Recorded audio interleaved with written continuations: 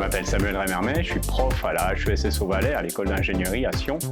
et je suis membre du HydroAlps Lab, qui est un laboratoire commun des partenaires industriels Alpiq, FMV, Hotken et Hydroexploitation et la HESS.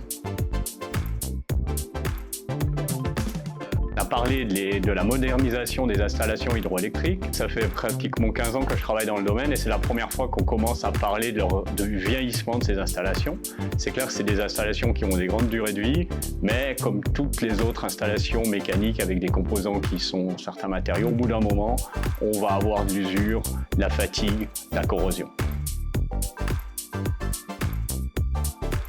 Lors de cette session à la Blue Arc Conférence, on a vu pas mal de solutions qui pourraient nous aider à l'avenir pour mieux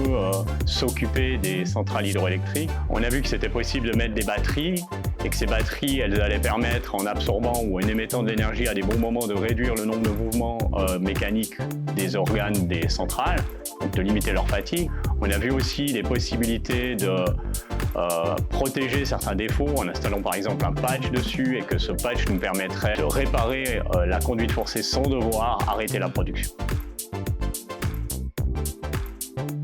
Je pense que c'est un problème de la fatigue des installations hydroélectriques qui n'a pas été mis sur le devant de la table jusqu'à présent, mais c'est simplement parce que c'est un problème qui est long à avoir, qui se produit lentement